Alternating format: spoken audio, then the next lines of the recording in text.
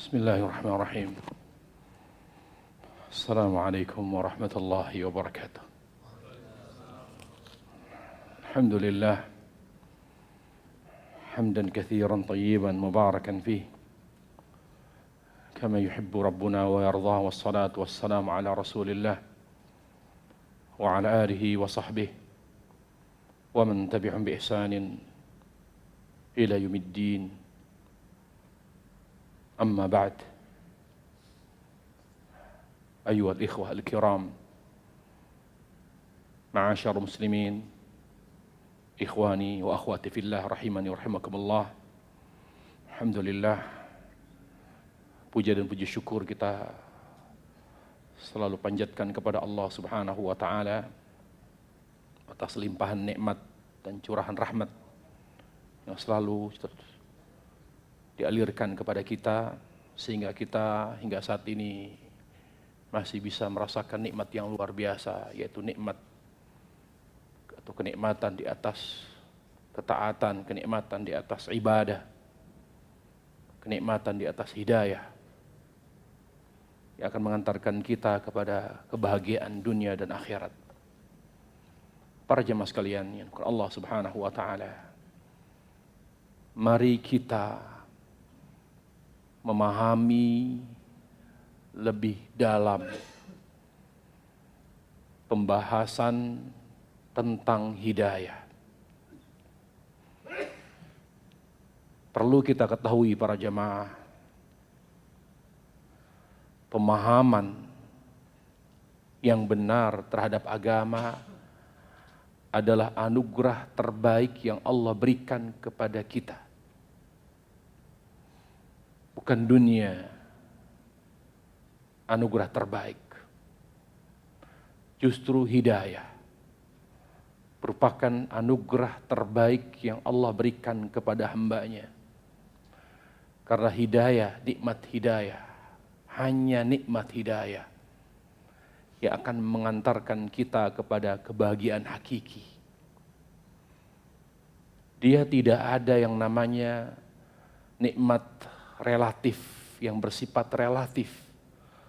Selain hidayah, nikmat Allah Jalla wa'ala bersifat relatif. Wanita, dia baik relatif kalau soleha. Kalau tidak soleha bukan nikmat, tetapi malapetaka. Keturunan relatif akan menjadi qurratu a'yun, penyejuk hati, ketika dia atau mereka adalah anak-anak yang soleh. Tapi bagaimana kalau anak-anak itu durhaka? Bahkan kita tidak ingin punya keturunan. Karena hidayah satu-satunya nikmat yang tidak bersifat relatif. Dia adalah nikmat mutlak. Makanya Allah Jalla wa'ala menjadikan doa memohon hidayah adalah doa terbesar, permintaan terbesar yang harus dilakukan oleh setiap hamba. Dalam setiap doanya harus diselipkan doa tersebut.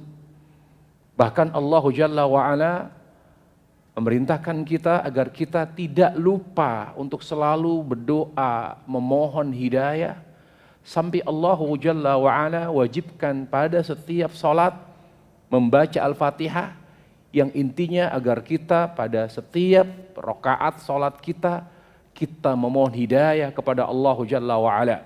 Itulah sebabnya mengapa Allah Tabaraka wa ta'ala mewajibkan membaca surah Al-Fatihah pada setiap rakaat salat, baik itu wajib maupun sunnah.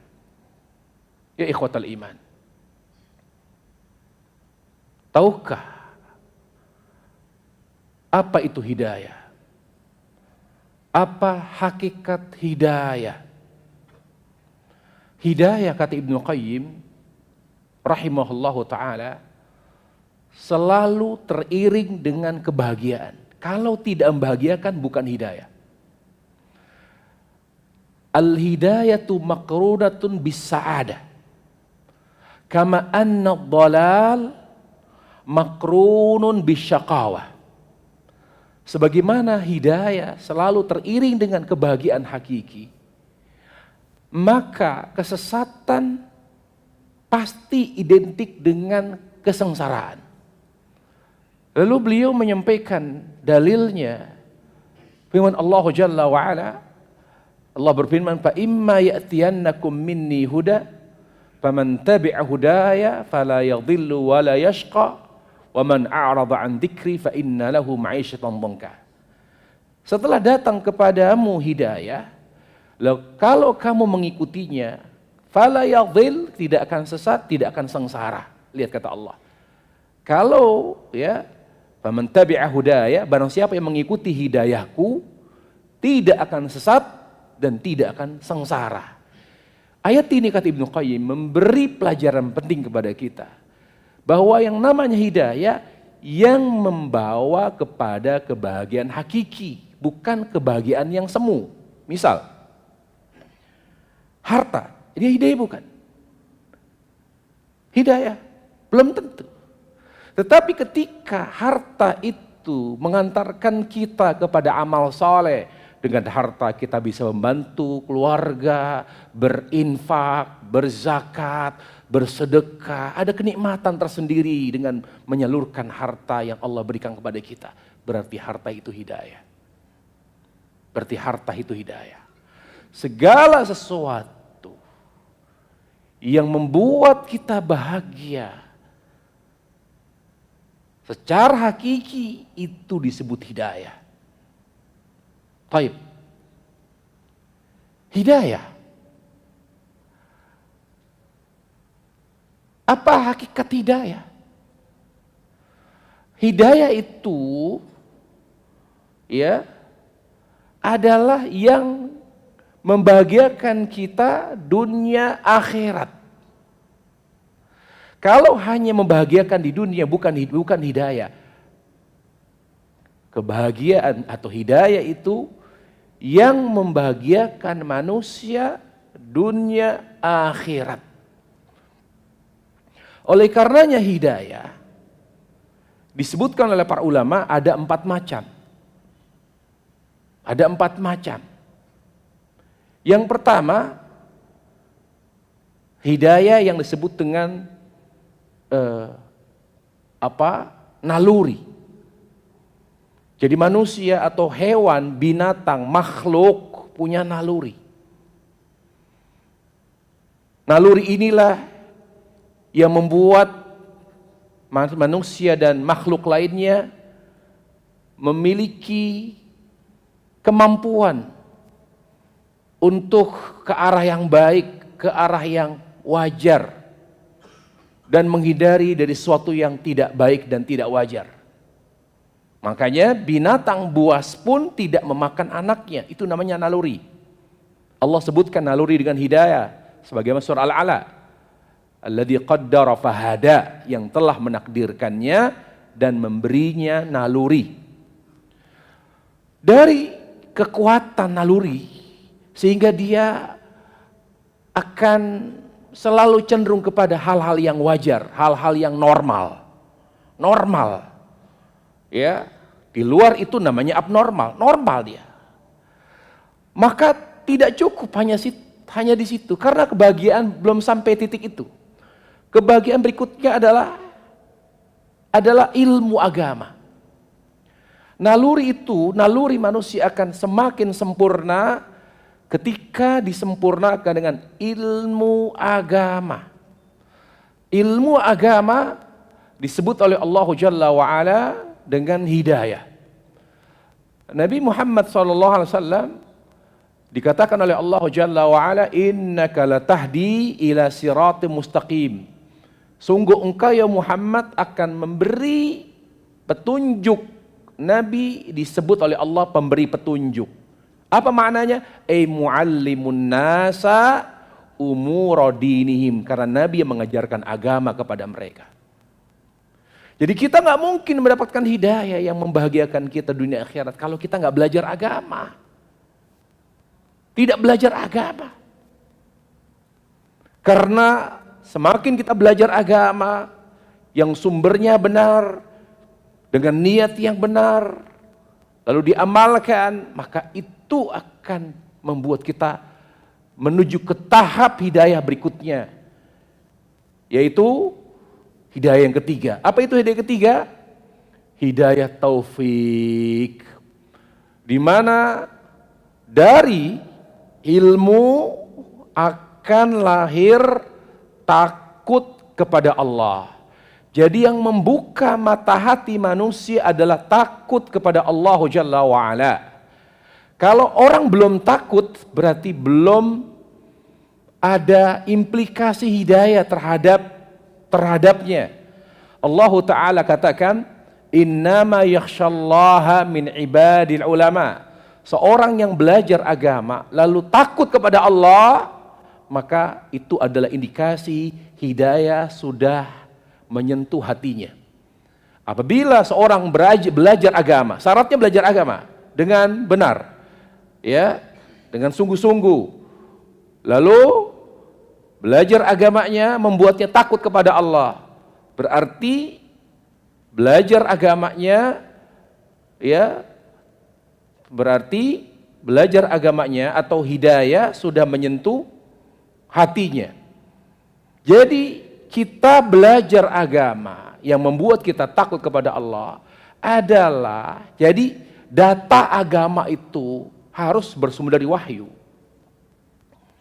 Karena kita belajar agama untuk mendapatkan hidayah. Namun syaitan tidak rela akan hal itu. Ingat, kita belajar agama untuk apa? Untuk mengenal Allah. Untuk mencintai Allah. Itu tujuan kita belajar agama. Makanya ilmu agama disebut hidayah. Karena hidayah itu yang menuntun kita kepada Allah. Makanya dalam Al-Fatihah Allah Jalla wa'ala mengatakan, ihdinas siratal mustaqim, siratal ladzina an'amta alaihim. Beri kami petunjuk ke jalan yang lurus. Jalan yang lurus. Nabi menjelaskan jalan yang lurus. Apa kata Ibn Mas'ud? Khatta lana Rasulullah khattan mustaqima, thumma khatta an yamini wa shimalihi, thumma tala qawlahu ta'ala, inna hadha sirati mustaqiman fattabi'u wa la tattabi'us subul fatafarraqu bikum an sabili. Rasul bikin garis lurus ke depan, lalu bikin garis belok ke kanan, ke kiri. Lihat, jadi agama, kita belajar agama yang membuat kita sampai kepada Allah, sampai mengenal Allah, mencintai Allah Jalla wa'ala. Lalu, ya, Nabi SAW menjelaskan kepada sahabat, jalan lurus ini jalannya Allah. Sementara yang berbelok ke kanan, ke kiri, tidak ada satupun jalan yang belok kanan ke kiri kecuali ada padanya syaitan. Lalu beliau membawakan ayat Rasul, inilah jalanku, kata Allah, jalan yang lurus. Sementara jalan yang banyak yang berbelok ke kanan kiri itu jalannya syaitan. Jadi ikhwatal iman, yang namanya belajar agama bukan untuk mengkultuskan kiai, habib, ustadz. Bukan itu. Kita nggak fokus berarti dengan ngaji kita. Ngaji itu bukan berarti mengagumi, mengkultuskan, memfigurkan sampai ada unsur ibadah kepada ulama. Bukan, kita nggak fokus namanya. Jangan ngaji kita membuat kita berpaling dari tujuan utama ngaji. Yaitu apa? Yaitu mengenal Allah Jalla wa'ala, mencintai Allah Subhanahu wa ta'ala. Tugas ulama menjelaskan agama, menjelaskan ayat, menjelaskan hadis, agar mereka paham ayat itu, melalui ayat-ayat itu, melalui hadis-hadis sahih itu, umat ini semakin mengenal Allah. Jangan dipalingkan mereka, jangan diiring kepada figuritas. Ini masalah. Nah, setelah kalau memang itu memang fokus terjadi, ya, konsistensi daripada ulama dalam menjelaskan ayat dan hadis agar mereka umat ini mengenal Allah Jalla wa'ala, umat Islam maupun umat manusia, maka akhirnya manusia akan sampai kepada puncak hidayah dunia akhirat. Apa itu? Mencintai Allah dan taat kepada Allah. Inilah yang disebutkan puncak hidayah. Mencintai Allah Jalla wa'ala dan taat kepadanya. Taat kepadanya, ya, representasi daripada cinta Allah mengikuti Nabi Sallallahu Alaihi Wasallam. Jadi mengikuti Nabi itu adalah ketaatan kepada Allah. Mau tahu kita taat pada Allah atau tidak? Mau tahu kita cinta Allah atau tidak? Lihat bagaimana kita dalam kehidupan sehari-hari. Ya, apakah kita selalu mengikuti petunjuk Nabi Sallallahu Alaihi Wasallam atau tidak? Jadi hidayah itu berkutat seputar itu. Seputar apa? Cinta. Apa itu cinta Allah? Tauhid. Sehingga kita jangan berpaling dari tauhid. Inilah hidayah, tauhid itu. Memurnikan ibadah hanya kepada Allah Jalla wa'ala. Itu hidayah. Kemudian apa? Taat kepada Allah. Yaitu apa? Mengikuti Rasul Sallallahu Alaihi Wasallam. Dua inilah, tauhid dan sunnah. Inilah surga dunia. Ibnu Qayyim rahimallahu ta'ala memaparkan hal tersebut dalam tafsirnya terhadap surah Al-Baqarah. Ya, mathaluhum kamathalil ladzi istawqada nara falamma adaa'at ma hawlahu dhahaba Allahu binurihim wa tarakahum fi dhulumatin la yubsirun. Apa kata Ibnu Qayyim rahimahullah? Dari ayat ini kalau kita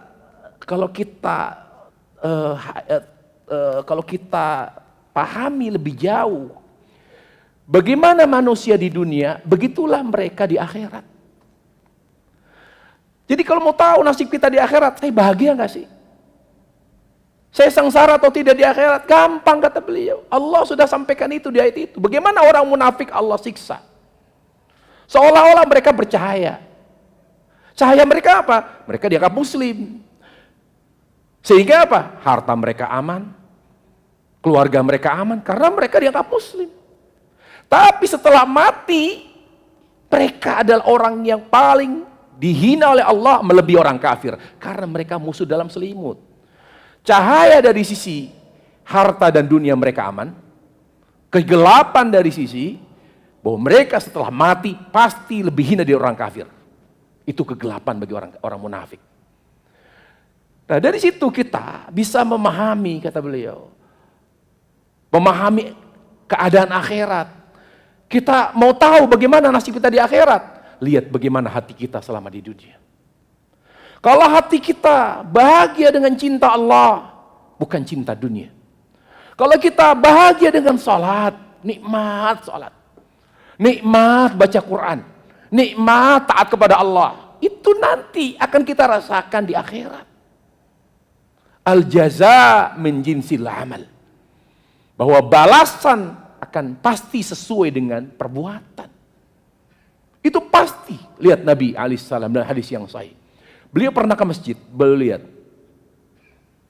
beliau tanya ketika berada di masjid, kata beliau, ini apa yang digantung di masjid? Itu kurma ya Rasul. Kok kurmanya jelek? Buruk sekali ini. Itu kurma sedekah ya Rasul. Ada orang yang bersedekah, mensedekahkan kurma buruk. Oh, jadi ini sedekah. Dia sedekahnya kurma jelek begini. Apa kata Nabi? Nanti dia di akhirat akan merasakan, menikmati kurma yang sama. Nanti dia, orang itu yang bersedekah dengan kurma yang jelek, dia akan menikmati kurma dengan jenis yang sama. Kata Ibnu Qayyim, hadis ini memberi pelajaran bahwa kalau mau tahu nasib kita di akhirat, lihat nasib kita di dunia. Bukan physically, tapi hati. Dan hati ini bahagia secara hakiki ketika dia cinta Allah. Cinta Allah Jalla wa'ala melebihi cinta kita kepada siapapun. Mau tahu cinta kita itu betul-betul orisinil atau asli kepada Allah? Di mana cinta kita kepada selain Allah, apakah itu orang tua, istri, anak, semuanya kita luapkan karena perintah Allah. Kita tidak mencintai istri karena dia cantik, karena dia wanita yang begini-begini. Kita mencintainya karena perintah Allah. Sehingga kita tidak hanya melihat kelebihannya, bahkan kita akan sabar terhadap kekurangannya. Kita tidak melihat anak sebagai buah hati. Kita akan melihat anak itu titipan Allah. Kita tidak akan pernah membedakan anak yang nurut dengan anak yang durhaka. Karena kita mencintai mereka karena Allah Jalla wa'ala. Di situ kekuatan jiwa dan kebahagiaan. Cinta Allah Jalla wa'ala. Kemudian dikuatkan cinta ini dengan taat kepada Rasul Sallallahu Alaihi Wasallam. Siapa yang bergeser dari sunnah pasti pengaruhnya ke sini, efeknya ke sini. Coba sholat asal-asalan, silakan. Coba zikir semau kita. Coba kita beramal ibadah sesuai dengan selera kita, tidak sesuai dengan petunjuk Nabi. Silakan, dibebaskan kok oleh Allah. Tapi implikasinya kemana? Ke sini. Kok saya nggak nyaman ya hati ini, kok nggak tenang-tenang. Duit banyak, dunia punya, mobil banyak, rumah mewah. Kenapa saya nggak dapat kebahagiaan, ketenangan? Ya, karena kita telah meninggalkan ketaatan yang melahirkan dan menguatkan kecintaan kepada Allah Jalla wa'ala. Kemudian nih ikhwatal iman, hidayah itu secara garis besar harus dicari. Karena Allah Jalla wa'ala ketika menakdirkan sesuatu, maka Allah menyiapkan sebab-sebabnya. Sebagaimana orang ketika ingin punya keturunan yang soleh, dia harus menikah. Kalau dia ingin sehat, yang berkah, dia harus makan dan minuman yang halal. Maka kalau ingin mendapatkan hidayah, dia harus cari itu. Cari hidayah. Mencari di tempat hidayah. Makanya saya kritik ketika ada orang bicara, jangan larang konser-konser musik. Karena saya bisa mendapatkan hidayah dari acara seperti itu. Karena saya bisa mendapatkan hidayah dari klub malam. Jangan ditutup. Allahu Akbar. Qala Muhammad bin Sirin, Muhammad Sirin berkata, laulal isnadu laqala man sya'a ma sya'. Kalau bukan karena dalil, orang itu akan bicara semaunya. Orang boleh bicara, tapi orang boleh berstatement. Dalilnya apa? Sesuatu yang jauh dari hidayah, yang akan malingkan manusia dari hidayah, justru tidak dilarang. Justru tidak dilarang. Itu polemik lah. Kayak misalnya konser musik, grup musik yang terkenal yang akan diadakan. Itu polemik. Tapi jangan berikan statement yang berseberangan dengan dalil. Terlepas apakah mereka pro dan kontra, jangan pernah mengatakan, jangan dihentikan acara itu. Karena saya dulu pemusik, karena saya dulu seorang penyanyi. Justru saya dapatkan hidayah dari acara seperti itu. Dari mana dalilnya? Allah Jalla wa'ala tidak memberi hidayah. Tidak memberi hidayah dari tempat yang jauh dari hidayah. Bagaimana mungkin tempat itu akan menjadi sebab hidayah? Tapi saya dapat 1 dari 99. 1 dari 999. Apakah itu menjadi ukuran? Apakah itu menjadi parameter? Bukan, ikhwatal iman. Yang namanya kaidah dari keumuman, bukan dari kekhususan. Ya, ini perlu para jemaah sekalian Allah Ta'ala. Tetapi bisa jadi orang belum mengambil sebab hidayah, dia sudah dikasih hidayah oleh Allah. Kenapa? Karena Allah yang memberi hidayah, Maha Pengasih dan Penyayang. Selama tempat hati ini baik, layak. Apa kata Allah? Walau alimallahu fihim khairal asma'hum. Kalau tempat hidayahnya itu layak, saya kasih. Saya akan pancarkan cahaya hidayah ke dalam hatinya. Kalau layak. Tapi banyak dari hati kita tidak layak, sehingga tidak mudah masuk. Tidak secara otomatis nempel hidayah itu. Karena banyak hati kita dikotori oleh dosa. Makanya karena kita tahu diri, karena hati ini banyak dikotori oleh dosa, kita jemput hidayah. Kita jemput hidayah. Mungkin kita biarkan orang mencari hidayah di tempat pelacuran. Mungkin seorang boleh mencari hidayah di tempat-tempat maksiat. Boleh, di clubbing, di mana, di pantai boleh. Tapi dia siapa? Kalau dia nabi, kalau dia sahabat Rasulullah yang bersih hatinya, boleh. Tapi kalau dia hatinya tidak seperti hati Nabi, jangan coba-coba. Mencari hidayah itu di sini. Tempat kajian yang dihadiri oleh malaikat. Dihadiri oleh malaikat. Dan ingat, kita mendapatkan hidayah bukan karena kita layak. Tetapi banyak sekali orang mendapatkan hidayah berkat doa malaikat. Berkat doa malaikat. Berkat doa malaikat. Kita banyak memohon hidayah. Lalu Allah kasih bukan karena kita memintanya. Bukan pula karena kita layak menerimanya, tetapi karena rahmat Allah Jalla wa'ala. Rahmat Allah itu akan lebih banyak Allah curahkan kepada kita oleh sebab doanya malaikat. Doanya malaikat yang mustajab itu karena mereka makhluk yang suci, bukan kita. Para jamaah sekalian Allah Subhanahu wa taala, apa saja sebab hidayah? Sebab hidayah yang harus menjadi fokus kita adalah agar kita selalu diberi hidayah terus sampai kepada hidayah terakhir. Karena hidayah 4, naluri, ilmu agama, kemudian dibuka mata hati kita agar kita tetap hidup normal, hidup wajar, hidup benar, hidup sehat, tidak hidup yang abnormal. Itu namanya hidayah hati. Yaitu apa? Hati yang takut kepada Allah. Hati yang takut kepada Allah Jalla wa'ala. Yang pertama, belajar agama. Allah berfirman surah An-Nur ayat 40. Wa man lam yaj'alil lahu nur fama lahu nur. Orang yang bodoh terhadap agama, melestarikan kebodohan agamanya, tidak akan aku curahkan cahaya hidayah kepadanya. Wa man lam yaj'al lahu nur fama lahu nur. Orang yang tidak belajar agama, tidak akan aku berikan hidayah kepadanya. Ini kata Allah di surah An-Nur ayat 40. Kemudian apa? Yang berikutnya, selalu bertaubat. Setiap kali kita berbuat dosa besar, jangan tunda, segera bertaubat. Orang yang suka bertobat kepada Allah, orang yang cepat bertaubat, Allah berjanji akan berikan hidayah kepada dia. Allah berfirman surah Ar-Ra'd ayat 27. Wa yahdi ilaihi man anab. Allah Jalla wa ala akan memberi hidayah kepada orang yang suka bertaubat. Kemudian selalu mengamalkan. Dia ngaji nih, kita ngaji. Oh begitu ya. Oh jadi kita ini dengan ngaji itu cara menjemput hidayah. Lalu kita amalkan. Kita suka ngaji, kita luangkan waktu, kita jadwalkan ngaji. Orang kalau nyari dunia nggak ada habisnya. Setiap minggu mungkin berapa kali kajian. Setiap ada kajian di ba'da zuhur kita hadir. Di akhir pekan juga kita hadir. Lalu diamalkan. Orang yang selalu mengamalkan ilmu yang dia dapat dari kajian, Allah janjikan hidayah. Apa kata Allah surat Yunus ayat 9? Innal ladzina amanu wa 'amilus shalihat yahdihim rabbuhum biimanihim. Orang yang berilmu dan mengamalkan ilmunya, pasti Allah beri hidayah kepada mereka. Kemudian apa lagi? Banyak berdoa.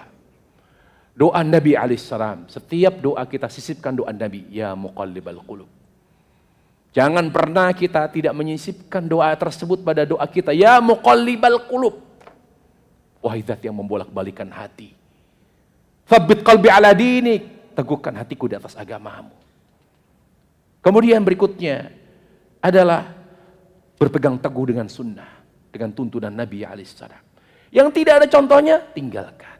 Dari Nabi yang tidak ada contoh dari Nabi, tinggalkan. Yang ada contohnya, udahlah, gak usah berretorika, tidak usah berpolemik. Pokoknya simpel saja, dibuat sederhana. Kenapa kok tidak diamalkan lagi? Karena tidak ada contohnya dari Nabi. Kenapa ini diamalkan? Karena ada contohnya. Itu semua upaya kita menjemput hidayah. Allah berfirman, orang yang berpegang teguh dengan sunnah, dengan petunjuk Nabi akan mendapatkan hidayah. Ali Imran 101, Allah berfirman, wa may ya'tasim billah faqad hudiya ila siratim mustaqim. Kemudian berikutnya adalah ya menjaga salat. Selalu kita jaga salat kita setiap hari, caranya, khusyuknya, tempatnya, waktunya, salat sunnahnya, ya. Allah Subhanahu wa taala berfirman surah Al-Baqarah ayat 2, Bagaimana Allah mengatakan hidayah bagi orang yang bertakwa? Pertama kali sifat orang bertakwa, alladzi yuqimunas shalah. Mereka adalah orang yang selalu menegakkan salat. Kemudian berikutnya, menjauhi lingkungan yang buruk, teman, keluarga. Jadi cukup silaturahim saja, tapi dekat tidak. Cukup kenal saja, tapi membaur dengan mereka tidak. Cukup kenal, saling sapa, tapi dekat, ngobrol lama, membaur, berinteraksi dalam interaksi yang begitu tinggi tidak. Kenapa? Karena pengaruhnya luar biasa, lingkungan, teman, dekat. Karena Allah Subhanahu wa taala dalam surah Al-Furqan ayat 28 mengingatkan, ya laitani lam attakhid fulanan khalila. Coba dulu saya tidak berteman dengan teman yang buruk. Coba dulu waktu saya di dunia, lingkungan saya enggak rusak. Mungkin saya berada di surga. Itu pernyataan orang yang menghuni neraka. Ya laitani lam attakhid fulanan khalila. Kenapa dulu saya enggak dekat dengan orang soleh? Kemudian banyak membaca Al-Quran. Setiap hari baca Quran, baca Quran. Allah Subhanahu wa taala berfirman tentang orang yang banyak baca Quran, surat Yunus ayat 57. Ya ayyuhan nas qad ja'akum mau'idatun min rabbikum wa syifaa'un wa hudan wa rahmatul lil mu'minin. Wahai manusia, telah datang kepada kalian nasihat dari Rabb kalian, obat penyakit hati dan petunjuk serta rahmat bagi orang beriman, yaitu Al-Quran. Kemudian yang terakhir, selalu ridha kepada Allah. Ridha dalam keadaan apapun. Ridha kepada Allah Jalla wa'ala dalam keadaan apapun. Terakhir, penghalang hidayah apa? Penghalang hidayah yang pertama, sebagaimana tadi disebutkan, kebodohan. Keawaman yang begitu parah terhadap agama. Kemudian sombong, dengki. Orang yang mengidap penyakit hati, sombong, dengki, dendam. Ya, maka orang yang selalu memaafkan, tidak ada rasa iri, tidak ada rasa sombong, tawadhu, itu justru yang membuat dia dekat dari hidayah. Kemudian jabatan dan pangkat yang menjadi ambisi, yang menjadi tujuan utama, bukan menjadi sarana untuk mendekatkan diri pada Allah. Jabatan, pangkat, kekuasaan yang menjadi ambisi utama kita, itu menjadi penghalang hidayah. Bagaimana seorang raja Romawi yang namanya Herakl, itu padahal sudah mengakui Rasulullah itu Rasul, membawa kebenaran, tapi dia tidak mau masuk Islam. Kenapa? Karena dia raja. Dia akan dilengserkan, dia takut dilengserkan oleh rakyatnya kalau ketahuan dia tidak menganut agama Kristen. Kemudian ketenaran, ya.